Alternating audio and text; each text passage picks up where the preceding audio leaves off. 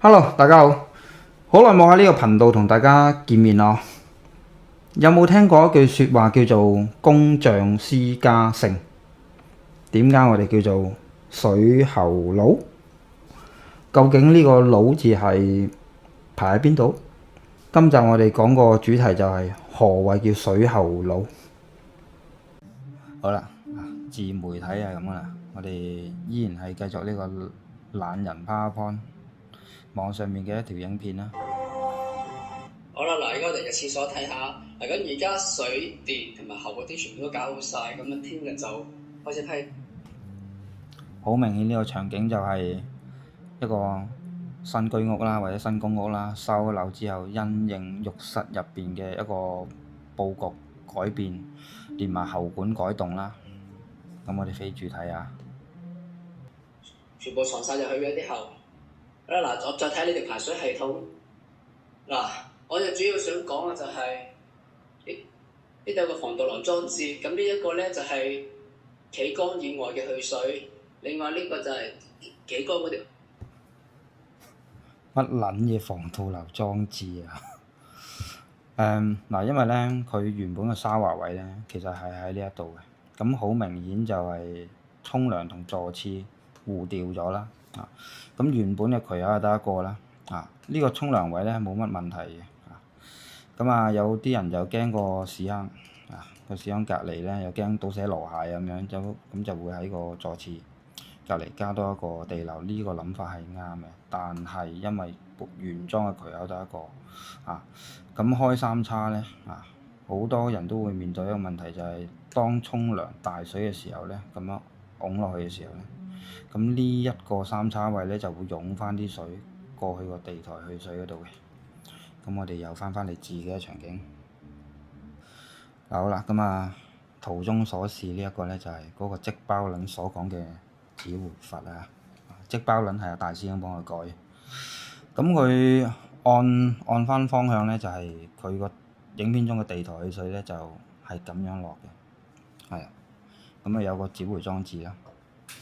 咁然後咧，佢喺呢一邊咧，好近嘅位置咧，就有一個沖涼啦。咁沖涼比較大水啦，佢就喺呢度整咗個防盜漏，又驚沖涼啲水咧就回湧翻去個地台去水度嘛。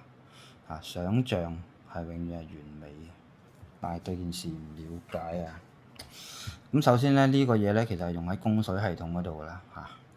咁有興趣嘅稍後我補翻影片解釋。咁第一咧就係話佢唔係設計喺排水嘅，所以你先天見到嘅佢其實係不順滑嘅。咁排水系統用嘅係咩咧？就係呢個。咁當然係好順滑啦。咁另外見到個拍仔咧，個拍仔個開合方向咧都係唔同嘅。咁廠家點解會設計到係透明咧？其實就唔係展示品，因為廠亦都知道呢塊拍仔係好容易有火，好多時棘沙石咧就會棘住，所以佢特登做成透明咧，就係俾用家知道，如果你睇到塊拍仔俾嘢棘住咧，咁你就要 call 維修。第二咧就係如果嗰個喉管塞咗嘅時候，我哋好多時會 call 水喉佬或者通渠佬啦。咁通渠佬或者 DIY 通渠嘅時候，一條彈弓通過去係可以通過咗呢塊拍仔嘅，但係當你抽翻出嚟嘅時候咧，咁你就仆街啦。咁你嗰條帶咧就剪得㗎啦，剪咗去同嗰條喉管合體啦，害撚死人啊！戇鳩仔。咁我哋拍得片咧就黑粉係一大堆啦，有料唔怕人哋抨擊嘅。咁呢個公屋啦，好明顯啦，係嘛？原裝得一個地漏位啦，呢度冇間開嘅。咁而家裝修咗，起咗個波之後間開咗啦，又想加翻個地漏喺隔離咧，咁冇辦法啦，冇開叉係嘛？上次咧就有條友就喺呢度咧就加咗個指回閥，個意思咧就係話沖涼嘅時候咧嗰啲水咧就唔會湧過去，就咁樣嘅懶醒。呢個咧就係啱啱未做起瓷磚之前嗰個狀態啦。咁我哋一樣係一開二，但係我哋識利用喉管嘅波度，喺一個好短嘅距離裏邊去做。咁而家試水，開到最大啦嚇。咁我就冇加嘅喎，我就冇加，我就咁落咗個三叉啫喎。咁當然有少少巧妙啦。咁正常情況之下，有冇嘔水咧？個欄面我掹起咗啦，去水係非常之順暢，係嘛？咁唔正常情況咁點咧？當你一大桶水㧬落去嘅時候，有冇見唔見到啊？去唔切就梗係會湧出嚟啦。但係湧嗰少少出嚟，仲要係特別情況，咁其實都冇乜所謂啦，係嘛？你沖涼唔係用個水桶嚟沖啊，你用個花灑嚟沖啊嘛，係嘛？我又再俾多個 case 俾大家睇下，咁呢個就 Y 型啦嚇，屋企有老人家2個添。咁喺廳面踏入去個廁所範圍嗰度咧，我哋幾乎係做到全平夾硬做嘅其實。咁再攬入去個沖涼範圍裏邊嘅時候咧，其實都係全平咁滯咁除咗有個機膊啦，個機膊都係做到盡矮。咁原裝咧都係得一個收水點嘅啫。咁我哋要做成3個面盤啦，沖涼啦，沖涼隔離屙屎啦，個屎塔隔離有個地台水啦，好合情合理。咁點做咧？呢個場景咧因為老人家同我講，佢真係會用個水桶喺個沖涼位入邊，唔知搞咩㗎，總之使用習慣啦咁我哋為咗遷就佢個日常生活咧，咁我哋又點樣令到呢個地台水唔會反水咧？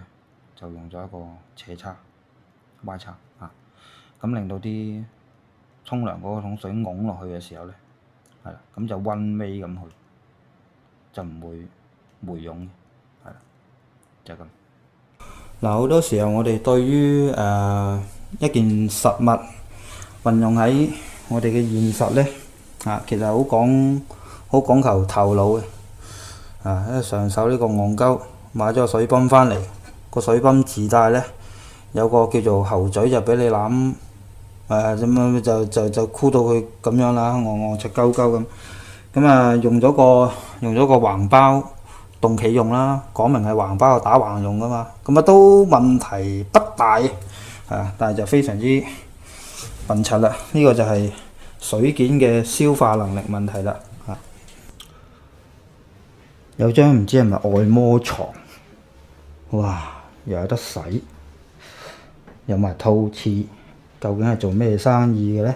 唔好諗埋一邊。我哋講翻呢個積包，用喺供水系統或者係泵系統裏邊嘅一個配件，一個叫做指回閥。而呢一個配件真正用途係點咧？你當係一個面盤啦，係啦。咁附近冇排水嘅情況下，點樣將啲水排走咧？就係透過收集啲水落去一個不鏽鋼箱啦咁入邊就梗係有個水泵啦，呢個唔介紹啦。經過水泵之後，嗰度記住就抽走去邊度就唔好研究啦咁呢個指回閥咧，其實每一次個泵起動咧，就會將啲水拱過咗佢當佢泵晒個箱入邊啲水走嘅時候咧，咁呢一柱喉嘅水咧就會回流落嚟，就撞翻